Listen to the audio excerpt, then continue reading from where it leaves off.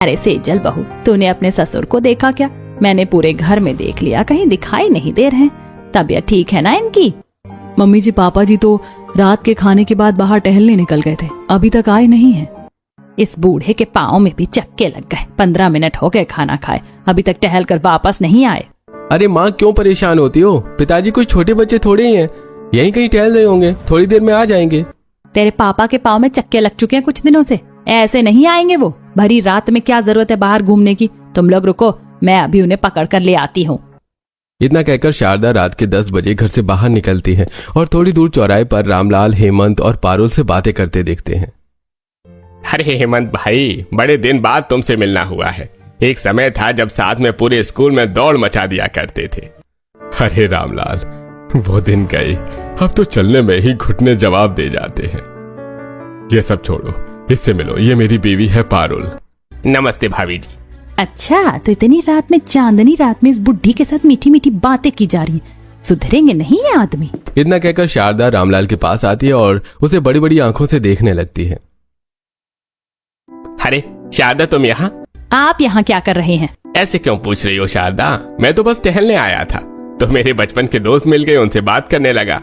इतनी रात को आपको कहाँ से दोस्त मिल जाते हैं? हमें तो कभी नहीं मिलते इतनी रात में कोई दोस्त। चुपचाप घर चलिए। शारदा, मैं अपने दोस्तों से बात कर रहा हूँ, और तुम ये किस तरह से बात कर रही हो? अरे भाई रामलाल, चला जा चला जा, लगता है भाभी जी को तेरे बिना नींद नहीं आ रही है। जाइए, वरना पता चला भाभी जी यहीं डंडा लेकर आपको दौड़ाने लगे। हम भी घर चलते हैं। इतना कहकर हेमंत और पारुल आगे बढ़ जाते हैं और रामलाल शारदा के साथ अपने कमरे में लौट आता है। शारदा, ये क्या तरीका था तुम्हारा बात करने का? उन लोगों को कितना बुरा लगा होगा, और मेरी बेइज्जती अलग कर दी। तो क्या जरूरत थी इतनी रात को उस बुढ़िया से बातें करने के लिए बाहर जाने की? क्यों गए थे उससे बात करने? शारदा, तुम गलत समझ रही हो। मैं तो बाहर टहलने गया था, वहाँ मुझे हेमंत मिल गया। पारुल उसकी बीवी है और हेमंत मेरा बचपन का बहुत अच्छा दोस्त है। 4 अक्षर पढ़ने बोल दो तो चश्मा ढूंढने लगते हो। यहाँ बचपन की दोस्ती पहचान रहे हो? उल्लू समझाए मुझे। चुपचाप दवाई खाकर सो जाइए। हे भगवान, इसकी शक करने की बीमारी दिन पर दिन बढ़ती जा रही है। रामलाल दवाइयाँ खाता है और फिर रामलाल और शारदा सो जाते हैं। ऐसे कुछ दिन बीतते हैं। एक दिन शारदा और रामलाल मंदिर आए होते हैं। चलिए भगवान के दर्शन करते हैं। शारदा, प्रसाद और फूल कहाँ हैं? आपने प्रसाद और फूल माला नहीं लिया है? नहीं, मैंने तो नहीं लिया। हाँ, आपको तो बस औरतों से बातें करना याद रहता है। ये सब बातें कहाँ से याद रहेंगी? अरे तुम नाराज क्यों होती हो? मैं अभी नीचे से लेकर आता हूँ। अच्छा, तो अब मुझे यहाँ छोड़कर नीचे जाकर फूल वाली से बात करना है आपको? ये भगवान, क्या करूँ मैं इस बुढ़े का? यही चुपचाप खड़े रहिए, मैं लेकर आती हूँ फूल माला। इतना कहकर शारदा मंदिर से नीचे उतरती है। तभी आरती की थाली लिए मीनाक्षी आती है। अरे समधी जी, आप यहाँ? अरे समधन जी, आप? वाह, आज क्या इत्तेफाक है, आज तो हम दोनों मंदिर में मिल गए। और सब घर में कैसे हैं? अरे सब भगवान का आशीर्वाद है। अच्छा, ये सही से दिख नहीं रहा। ये बूढ़ा किसी औरत से बात कर रहा है क्या? अरे ये तो हमारी समधन है। समधन भी ना अपने समधी पर ही डोरे डालने लगी, और ये भी कुछ कम नहीं है। कैसे हंस हंस कर बातें कर रहे हैं। रुको, अभी खबर लेती हूँ। शारदा पूजा का सामान लेकर तुरंत रामलाल के पास आती है। अरे समधन जी, आप यहाँ? बड़ा अच्छा लगा आपको देखकर। पूजा कर ली?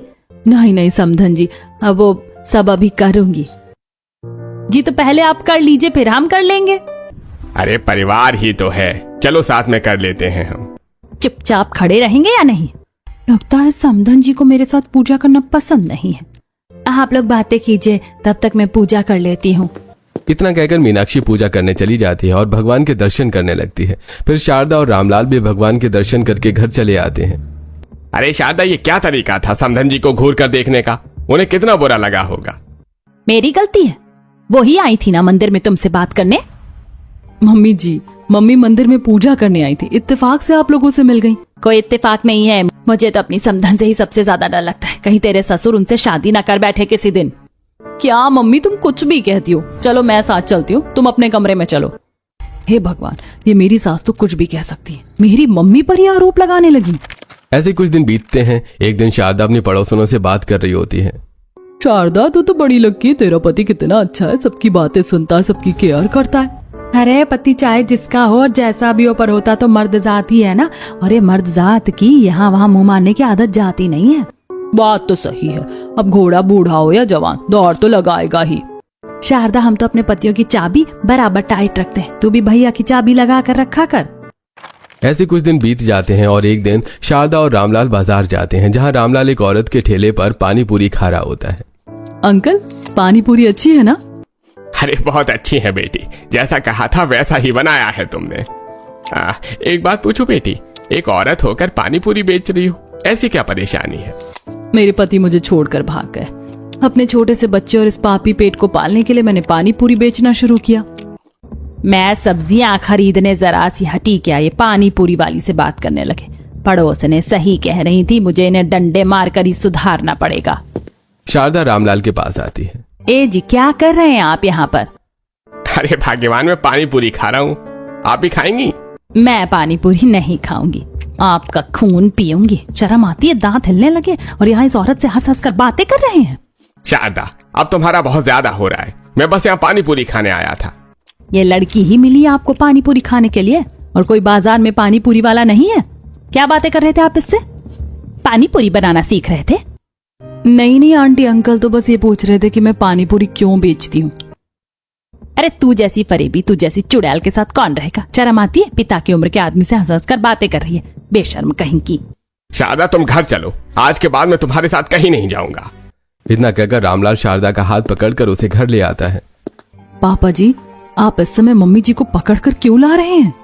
अरे बच्चों, अपनी माँ को समझा लो, बाजार में जो औरत पानी पूरी बेचती है उसे हम पानी पूरी क्या खाने लगे, उसने उसे जलन, चुड़ैल और न जाने क्या क्या बना दिया। माँ, तुम ऐसे क्यों पिताजी को परेशान करती हो? मैं परेशान करती हूँ? क्या जरूरत होती है इन्हें इन औरतों से बातें करने की? बुढ़ापा आ गया है पर जवानी खत्म नहीं हुई है, तो ये सब तो सुनना ही पड़ेगा। ऐसे आज का दिन बीतता है। अगले दिन बाजार की खबर सभी पड़ोसियों को पता चल जाती है और सभी पड़ोसियां घर के बाहर खड़े होकर बातें कर रही होती हैं। अरे सेजल बहू, क्या हुआ था कल बाजार में तेरे सास ससुर के बीच? कुछ हमने सुना कि तेरे ससुर शादी करने वाले। मेरे ससुर का किसी के साथ क्या चक्कर चलेगा? मेरे ससुर का कोई चक्कर नहीं चल रहा, वो बस माँ जी को गलतफहमी हो गई थी। संभाल कर बहू, घोड़ा कभी बूढ़ा नहीं होता, और ये मर्द जात वही घोड़े हैं। इन्हीं पड़ोसनों ने मम्मी जी के दिमाग में शक का बीज बोया है मेरे ससुर के खिलाफ। तभी घर के सामान से लदा हुआ टेम्पो पड़ोस के घर के सामने आकर खड़ा हो जाता है और ऑटो रिक्शा से कनिका बाहर निकलती है। मेम साहब, सारा सामान घर में रख दूं? हाँ भैया, सारा सामान घर में रख दीजिए और थोड़ा सजा कर रख दीजिएगा। बहन, उसकी चिंता मत कीजिए। ये नई लड़कियां क्या हमारे पड़ोस में रहने आई हैं? लगता तो ऐसा ही है। ये लड़की जानी पहचानी क्यों लग रही है? कहीं तो देखा है मैंने इसे। ये सामने खड़ी लड़की जो मुझे देखे जा रही है, बड़ी जानी पहचानी लग रही है। सेजल और कनिका दोनों एक दूसरे की तरफ बढ़ती हैं। सेजल, कनिका? अरे कनिका, अरे यार सेजल, कितने दिन बाद हम लोग मिल रहे हैं। लास्ट हम लोग बोर्ड्स एग्जाम में मिले थे, उसके बाद फिर आज मिल रहे हैं। अरे तू ही तो बाहर कॉलेज में पढ़ने चली गई थी और उस समय हमारे पास फोन भी नहीं था। अरे कोई विश्वास करेगा कि हम बचपन की सहेलियां हैं और इतने साल बाद मिल रही हैं। वैसे तू यहाँ कैसे? अरे यहाँ मेरी शादी हुई है, सामने वाला घर मेरा ससुराल है। वैसे तू यहाँ कैसे? मुझे इस शहर में नौकरी मिली है, तो बस नौकरी करने के लिए इस शहर में आ गई। अच्छा, तो तेरी शादी हो गई? नहीं, पहले सेटल हो जाऊं, फिर देखी जाएगी शादी की। सही है, ठीक, तू पहले अपना घर अच्छे से सजा ले, फिर हम लोग बैठकर बातें करेंगे। इतना कहकर सेजल अपने घर चली जाती है और रात में राघव को अपनी सहेली के बारे में बताती है और अगले दिन दोपहर में सेजल कनिका को अपने घर ले आती है। बहू, तेरे साथ ये लड़की कौन है? पापा जी, ये मेरी सहेली है कनिका। अरे वाह भाभी, आपकी सहेली ने कितनी अच्छी मॉडर्न ड्रेस पहनी है, बहुत प्रिटी लग रही है आप। Thank you. तुम प्रीति हो ना सेजल की नंद? हाँ। बहू, तू अपनी सहेली को यहाँ क्यों लेकर आई है? मम्मी जी, कनिका मेरी बचपन की सहेली है और हम दोनों बहुत सालों बाद मिल रही हैं, इसीलिए आप लोगों से मिलवाने लाई हूँ। मिल लिए हम तेरी सहेली से। बाय सहेली जी। बाय। ठीक है सेजल, मैं तुझसे बाद में मिलती हूँ। शारदा के व्यवहार से कनिका हैरान होकर वापस चली जाती है। मम्मी जी, आपने ऐसा क्यों किया? बेचारी को कितना बुरा लगा। अच्छा हुआ ना चली गई, और तुझे क्या जरूरत थी अपनी सहेली को घर लेकर आने की? देखा है कैसे कपड़े पहनकर आई थी। मम्मी जी, आजकल तो सभी लड़कियां ऐसे ही कपड़े पहनती हैं। बहुत जरा सी भी अकल नहीं है तुझ में? घर में तेरा जवान पति है, तेरे बुजुर्ग ससुर है, उनके सामने अपनी सहेली को लेकर आ रही है। अब उसे घर में मत लेकर आना। अच्छा हुआ मैंने उसे भगा दिया। इस बूढ़े की तो मुस्कान ही नहीं रुक रही थी बहू की सहेली को देखकर। ऐसे कुछ दिन बीतते हैं। एक दिन कनिका कटोरी लेकर सेजल के घर आती है। अरे कनिका, तू कटोरी लेकर क्यों आई है? चीनी खत्म हो गई है, थोड़ी चीनी देना। अरे छोड़ चीनी भी नहीं, आज हम लोग बैठकर बातें करेंगे। पापा जी, आपके पास हमारी फैमिली एल्बम है ना, जरा उसे लेकर आइए ना, कनिका को दिखानी है। बहू तुम अपनी सहेली को कमरे में ले जाओ, मैं एल्बम लेकर आता हूँ। सेजल कनिका को लेकर अपने कमरे में आ जाती है। तभी रामलाल भी एल्बम लेकर कमरे में आता है। ये देख, ये हमारी शादी की तस्वीर है। ये हैंडसम मुंडा कौन है? अरे ये तो मैं हूँ, ये मेरी जवानी के दिनों की फोटो है। ओ माय गॉड, आप कितने हैंडसम थे। आजकल तो ऐसे हैंडसम लड़के दिखते ही नहीं। मैंने कितने लड़के देखे शादी के लिए, मुझे एक भी ऐसा हैंडसम लड़का नहीं मिला। कनिका की बातें दरवाजे के पीछे छुपी शारदा सुन रही होती है। हे भगवान, बहू की बचपन की सहेली तो मेरे बुढ़े पर ही डोरे डाल रही है। कहीं ये मेरे बुढ़े से तो शादी नहीं करना चाहती, और मेरे बुढ़ऊ भी कुछ कम नहीं, अपनी जवानी की फोटो दिखा रहे, शादी की फोटो नहीं दिखा रहे हैं। ऐसी कनिका और सेजल कुछ देर बातें करती हैं। अभी कनिका अपने घर चली जाती है। सेजल किचन में काम कर रही होती है। तभी शारदा, बहू आज से तेरी आवारा सहेली मुझे इस घर में दिखनी नहीं चाहिए, समझ जा, और उसे भी समझा दे। अगले दिन सेजल कनिका के घर आती है। पता है, मेरी सास ने तुझे मेरे घर आने से मना किया है। अब तुझे मुझसे बातें करनी होंगी तो बाहर ही मिलना। तेरी सास लगती भी मुझे हिटलर है। ठीक है, हम बाहर ही मिलेंगे।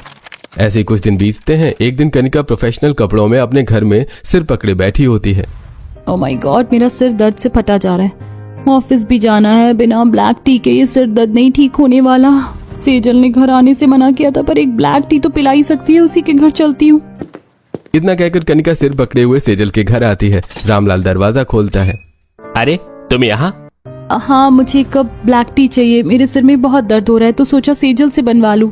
तुम अंदर आकर बैठो। सेजल तो अपने सास नंद के साथ बाहर गई है, मैं ब्लैक टी बना कर लाता हूँ। नहीं नहीं, आप रहने दीजिए, मैं खुद बना लेती हूँ। नहीं, तुम चुपचाप बैठो, मैं लेकर आता हूँ।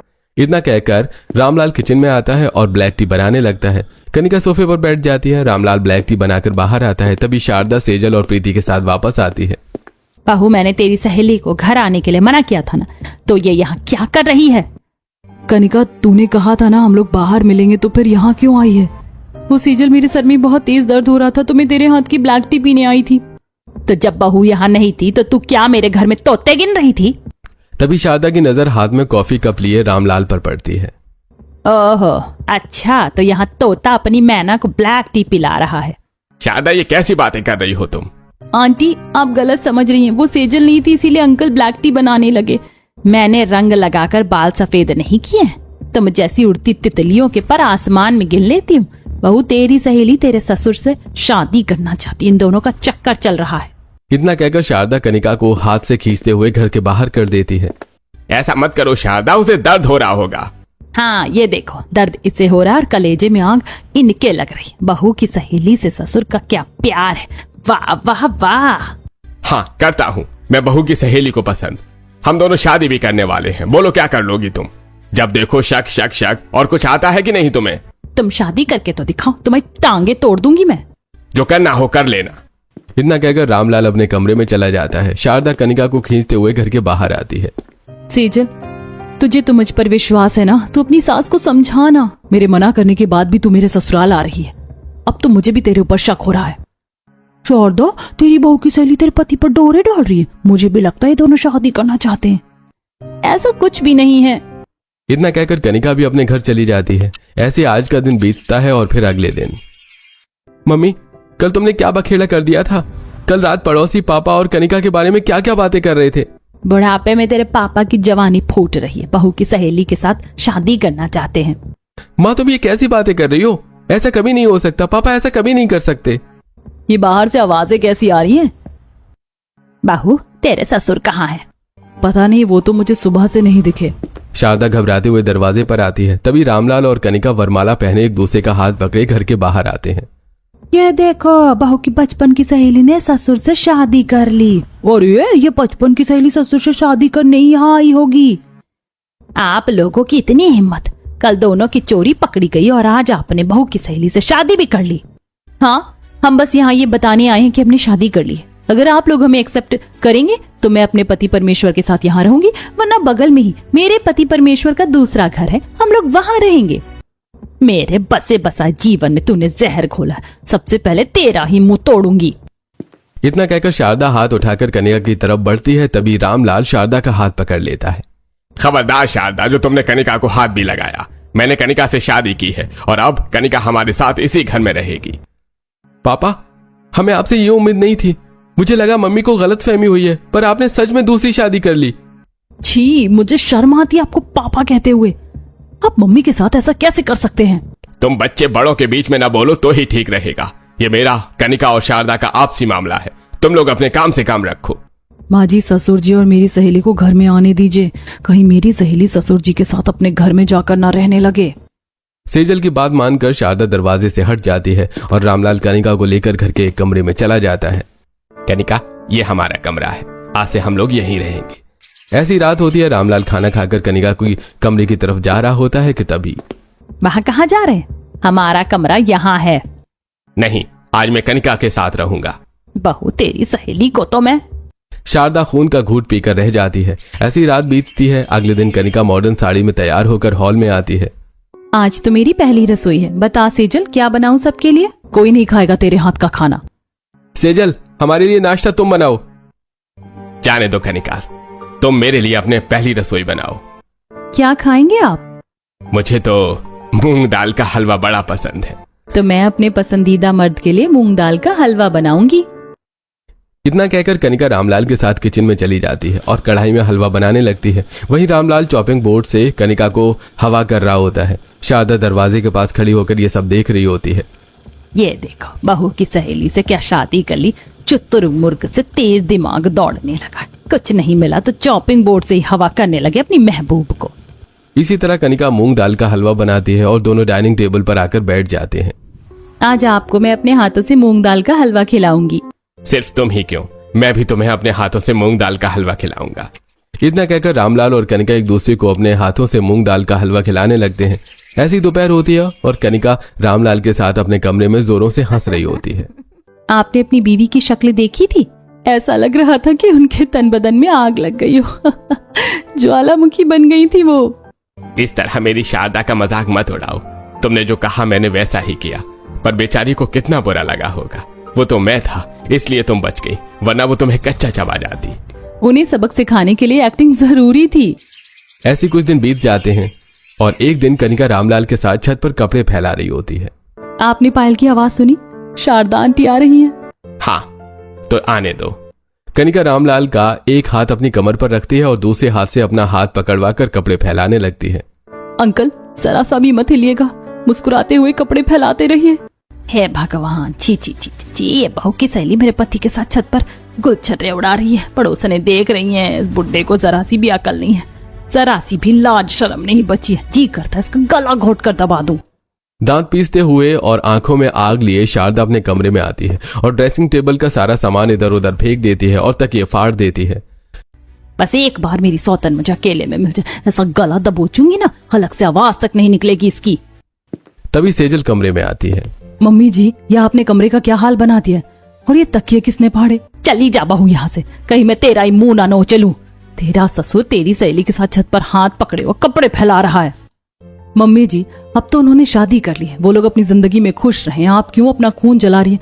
रहने दीजिए उन्हें, आप शांत हो जाइए, नहीं तो आपकी तबीयत खराब हो जाएगी। इस तरह सेजल शारदा को शांत करती है और कनिका के कमरे में आती है। कमरे में आते ही सेजल और कनिका जोरों से हंसने लगते हैं। अरे तुझे पता है, मम्मी जी ने पूरे कमरे की हालत खराब कर दी है। तकिए फाड़ दिए और पूरा सामान इधर उधर फेंक दिया है। मुझे तो तेरी सास से डर लगने लगा है। अब हमेशा मैं अंकल के साथ ही रहूंगी। अब तो तुम लोग शारदा को बता दो कि हमने शादी नहीं की है। ये सब एक प्लानिंग है। बेचारी को बहुत बुरा लग रहा है, बर्दाश्त नहीं कर पा रही है। नहीं अंकल, अभी नहीं। अभी आंटी को रियलाइजेशन नहीं हुआ है कि वो आप पर बहुत ज्यादा शक करती हैं। कनिका बेटी, तुमने शारदा को सबक सिखाने के लिए मेरी और तुम्हारी नकली शादी का जो ढोंग रचाया, ये कब तक चलाना पड़ेगा? और तुम ऐसी ऐसी हरकतें करवाती हो कि मुझे शर्म आ जाती है। डोंट वरी अंकल, एक्टिंग करते समय ये सब करना पड़ता है। हर बस लोहा गर्म होने की देरी है, उसके बाद एक चोट और एक्टिंग खत्म। ऐसे कुछ दिन बीतते हैं और एक दिन रामलाल कनिका के हाथों में हाथ डाले हुए हॉल में आता है। बूढ़े घोड़े और जवान हंस की जोड़ी कहाँ जा रही है? मैं अपने हैंडसम पति के साथ बाहर घूमने जा रही हूँ, फुल डे डेट पर। अरे आज हम लोग शॉपिंग करेंगे, मूवी देखेंगे और फिर रेस्टोरेंट में जाकर खाना खाएंगे। इतना कहकर रामलाल कनिका के साथ बाहर निकल जाता है। ये बूढ़े को मैं अकेले नहीं छोड़ सकती, मुझे देखना है क्या क्या करते हैं। इतना कहकर शारदा भी रामलाल के पीछे पीछे निकल जाती है। थोड़ी देर में रामलाल और कनिका एक शॉपिंग में मॉल में पहुंचते हैं। शारदा छुपकर उन्हें देख रही होती है। रामलाल जी बताइए ना, ये डिजाइनर साड़ी मेरे ऊपर कैसी लग रही है? अरे तुम तो कुछ भी पहनो, तुम बहुत प्यारी लगती हो। नहीं, मुझे आपकी पसंद की, आपकी फेवरेट कलर के ही कपड़े पहनने हैं। आप अपनी पसंद और अपना फेवरेट कलर बताइए ना। मेरी पसंद हो तुम तो। वैसे रंग में मुझे लाल रंग बहुत पसंद है, तुम ये लाल रंग की डिजाइन की साड़ी पहनो। आज तक इस आदमी को पार वाली साड़ी और बनारसी साड़ी में अंतर नहीं समझ आया, और यहाँ इसके लिए डिजाइनर साड़ियां पसंद की जा रही हैं। इसी तरह रामलाल कनिका को डिजाइनर साड़ी की शॉपिंग करवाता है। फिर दोनों मॉल में बाहर निकलते हैं और गन्ने के जूस वाले के पास आते हैं।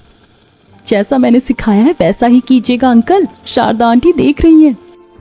रामलाल जी मुझे बड़ी प्यास लग रही है, चलिए ना गन्ने का जूस पीते हैं। भैया 1 गिलास गन्ने का जूस दीजिए और 2 स्ट्रॉ अलग लगा दीजिए।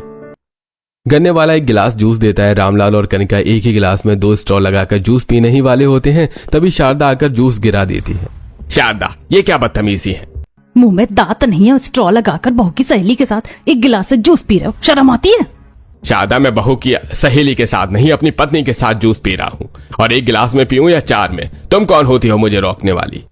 मैं तुम्हारी पत्नी हूँ, तुमने मुझसे शादी की, मेरे साथ 7 फेरे लिए हैं। पर आपको तो लगता है मर्द जात यहाँ वहां मुंह मारते हैं। अब जब मुंह मार रहा है तो क्या दिक्कत है आपको? कनिका की बात सुनते ही शारदा कनिका की ओर बढ़ती है, तभी रामलाल शारदा को रोक लेता है। ऐसे ही आज का दिन बीतता है और रात में सेजल, रामलाल और कनिका अपने कमरे में बातें कर रहे होते हैं। क्या सच में माँ जी ने जूस छीन लिया था? मुझे तो पता ही नहीं था कि शारदा इतना भी चल सकती है कि मेरा पीछा करने लगेगी। अंकल लोहा गर्म हो गया है, यही मौका है हथौड़ा मारने का। अब कल दोपहर में हमें अपने मास्टर प्लान पर काम करना है। प्लान याद है ना आप सभी को? हाँ हाँ कनिका बेटी, मुझे सारा प्लान अच्छी तरह से याद है। वहीं दूसरी तरफ शारदा फोन पर गंगा देवी से बात कर रही होती है। हाँ हाँ शारदा बहू, बोल, मुझे कैसे याद किया? माँ जी आप अपने बेटे को समझा लीजिए, उसने मेरा जीना आराम कर रखा है। अरे बहू, ऐसा क्या कर दिया मेरे बेटे ने, बता तो सही। मैं बता नहीं सकती वो मेरे साथ क्या क्या कर रहे हैं, आप खुद ही गांव से आकर देख लीजिए। इतना कहकर शारदा फोन रख देती है। ऐसे ही आज का दिन बीतता है। अगले दिन सुबह से मैंने अपने बिना लगाम वाले बूढ़े घोड़े और बहू की सहेली पर नजर नहीं रखा। जरा देखूं तो ये दोनों तोता मैना क्या कर रहे हैं। इतना कहकर शारदा चुपके से कनिका के कमरे के बाहर आती है और कमरे में झांकने लगती है, जहां रामलाल अपने हाथों में सोने का मंगलसूत्र लिए कनिका के साथ बैठा होता है। रामलाल जी ये मंगलसूत्र किसके लिए? कनिका, ये मंगलसूत्र मैं तुम्हारे लिए बनवा कर लाया हूँ। हमारी शादी तो कोर्ट मैरिज हुई थी ना, इसलिए मैंने तुम्हारे लिए ये सोने का मंगलसूत्र बनवाया है। आपने इतने प्यार से मेरे लिए मंगलसूत्र बनवाया है तो अपने हाथों से मुझे पहना भी दीजिए। अब पानी सर से ऊपर हो गया, ये मेरी सौतन को मंगलसूत्र पहनाएंगे, ऐसा मैं हरगिज नहीं होने दूंगी। रामलाल कनिका को मंगलसूत्र पहनाने के लिए हाथ आगे बढ़ाता है, तभी शारदा कमरे में आती है और झपट्टा मारकर मंगलसूत्र छीन लेती है। शारदा, मंगलसूत्र वापस करो, यह मंगलसूत्र कनिका का है। आपके नाम का मंगलसूत्र पहनने का हक सिर्फ मेरा है, और आज आपने यह किसी और को देने की कोशिश करके पानी गले से ऊपर कर दिया है। अब मैं नहीं डरती किसी से, जो करना होगा कीजिएगा। इतना कहकर शारदा तुरंत कनिका को थप्पड़ मार देती है। क्या रे कल मुही, नास पीटी चुड़ैल डायन, तू मेरे पति के हाथ से मंगलसूत्र पहनना चाहती है? तेरे हाथों को तोड़कर हार बनाकर तेरे गले में टांग दूंगी। खबरदार दोबारा मेरे ऊपर हाथ उठाया तो भूल जाऊंगी कि उम्र में आप मुझसे बड़ी हैं। चुपचाप मेरा मंगलसूत्र वापस कीजिए। मंगलसूत्र चाहिए ना तुझे? चल मैं तुझे तेरा मंगलसूत्र देती हूँ। इतना कहकर शारदा कनिका को बालों से पकड़ती और घसीटती हुई हॉल में लेकर आती है। शारदा खबरदार, जो तुमने कनिका को कुछ कहा तो छोड़ दो उसे। क्या हुआ माँ, तुम इतने गुस्से में क्यों हो? और ये क्या किया कि तुम इसके बालों को पकड़कर इसे घसीटते हुए ला रही हो? हाँ माँ, क्या किया इसने? तुम लोग कहते हो ना तुम्हारे पापा बड़े अच्छे, ऐसा कुछ नहीं कर सकते। ये देखो, इसे मंगलसूत्र पहनाने जा रहे थे तुम्हारे पापा। हाँ, पहनाऊंगा मैं अपनी कनिका को मंगलसूत्र। ठीक है, पहनाइए आप मंगलसूत्र। मैं भी देखती हूँ कैसे पहनाते हैं आप इसे मंगलसूत्र। डंडे से बार बार कर इसकी टांगे तोड़ दूंगी और आपकी भी टांगे तोड़ दूंगी। इतना कहकर शारदा मंगलसूत्र रामलाल के हाथ में पकड़ाती है और एक बड़ा सा डंडा लेकर आती है। आंटी मुझे डंडे से मत मारिए, मैं आपके पति से प्यार नहीं करती और हमने एक दूसरे से शादी भी नहीं की है। अरे सेजल तू बोल ना, मैंने तेरे ससुर से शादी नहीं की है। अच्छा, डंडा देख के शादी का भूत उतर गया। अब डंडा पड़ेगा तब अकल और अच्छे से ठिकाने आएगी। इतना कहकर शारदा कनिका पर डंडे से हमला करने के लिए हाथ उठाती है। तभी गंगा देवी आकर डंडा पकड़ लेती है। अच्छा हुआ माँ जी आप आ गई, छोड़िए डंडा। आज मैं इसे डंडे से मारकर आपके बेटे और इस रंगीन तितली दोनों के होश ठिकाने लगा दूंगी। अरे बहू, पर तुझे मेरे बेटे और इस लड़की को डंडे से मारना क्यों है? क्या किया है इन्होंने?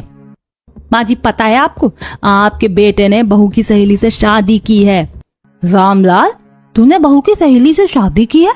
पर तूने ऐसा क्यों किया? माँ जी और किस लिए किया? बुढ़ापे में जवानी उमड़ रही है और सारी गलती बहू की सहेली की है। उसी ने मेरे पति को बहकाया है। नहीं माँ जी, ऐसा नहीं है। ससुर जी और मेरी सहेली ने शादी नहीं की है। ये क्या कह रही हो सेजल तुम? हाँ भाभी, पापा और आपकी सहेली हमारे सामने शादी करके आए हैं। बहू, अपनी सहेली को बचाने के लिए हमसे झूठ मत बोल। तेरी सहेली तेरी वजह से इस घर में आई थी। अगर इनकी शादी करवाने में तेरा हाथ भी शामिल रहा तो मैं तेरे हाथ भी तोड़ दूंगी। माँ जी अब आप बताइए मैं क्या करूं? बहू, ये तो तेरी बात हुई। अब एक बार मेरे बेटे, इस लड़की और बहू की भी बात सुन ले। क्या बात सुनना बचा है? ये लोग साथ में घूमते हैं, साथ में खाना खाते हैं, एक घर में एक कमरे में रहते हैं। अब मैं इनकी क्या बात सुनूं? शांत हो जा शारदा बहू और सेजल बहू, सारी सच्चाई अच्छे से अपनी सास को और हम सबको सच सच बताओ। मम्मी जी, मैं अपने सुहाग की कसम खाकर कहती हूँ, मेरी सहेली और ससुर जी ने आपस में कोई शादी नहीं की है। ये बस एक एक्टिंग है। हाँ आंटी, मैंने अंकल से शादी नहीं की है। अंकल सिर्फ और सिर्फ आपके पति हैं। मैं क्यों यकीन करूं तुम लोगों का? हाँ भाभी, आप ये सब क्या कह रही हैं? पहले पापा शादी करके आए और अब आप कह रही हैं कि इन्होंने शादी नहीं की है। मैं बताती हूँ। आधी रात को सेजल और रामलाल कनिका के घर आए होते हैं। क्या हुआ कनिका, तूने रात के 2 बजे मुझे मेरे ससुर जी के साथ अपने घर पर क्यों बुलाया है? तेरी सास की प्रॉब्लम क्या है? वो इतना शक क्यों करती है? कनिका बेटी, शारदा हमेशा से ऐसे ही शक करती है। और पड़ोसियों ने भी माँ जी के दिमाग में शक का बीज बोया है कि हर मर्द इधर उधर मुंह मारता है, चाहे किसी भी उम्र का हो। अब तेरी सास के मन से ये शक निकालना पड़ेगा। उन्हें समझाना पड़ेगा कि अंकल उनसे कितना प्यार करते हैं और इस तरह किसी पर भी शक करना गलत है। पर हम ये करेंगे कैसे? आपको मेरे साथ शादी की एक्टिंग करनी पड़ेगी। उन्हें शक है ना कि मैं आपसे शादी करना चाहती हूँ, तो अब हम नकली शादी करेंगे और उनके शक को सच बनाकर उन्हें सबक सिखाएंगे कि शक करना गलत है। देखा शारदा बहू, ये सब तेरे शक करने का ही नतीजा था। आप लोग सच कह रहे हैं ना? ये सब सच में एक्टिंग थी ना? आपने बहू की सहेली से शादी नहीं की है ना? ये भगवान, मेरा सुहाग बच गया। तेरा बहुत बहुत धन्यवाद। बहू एक बात सोच, तेरे शक की वजह से इतना बड़ा ड्रामा खड़ा हो गया। कहीं तेरे शक से परेशान होकर रामलाल और सेजल बहू की सहेली ने सच में शादी कर ली होती, तब तेरा क्या होता? मुझे माफ कर दीजिए, आज से मैं अपने पति पर कभी शक नहीं करूंगी। आप भी मुझे माफ कर दीजिए, मुझसे बहुत बड़ी गलती हो गई। और कनिका बेटी, तुम भी मुझे माफ कर देना। मैंने तुम्हें क्या कुछ नहीं कहा और ना जाने कितनी जल्ली कटी सुनाई है। कोई बात नहीं आंटी, ये सब तो मैंने आपकी आंखें खोलने के लिए ही किया था। और शारदा, तुम्हें मुझसे माफी मांगने की कोई जरूरत नहीं है। तुम्हारी हरकतों से मुझे ये तो पता चला कि तुम मुझसे आज भी उतना ही प्यार करती हो जितना तुम पहले करती थी। इस तरह बहू की बचपन की सहेली से ससुर ने शादी की एक्टिंग करके अपने शक करने वाली बीवी की शक करने की बीमारी को खत्म कर दिया और अब पूरा परिवार हंसी खुशी अपनी जिंदगी जीने लगता है।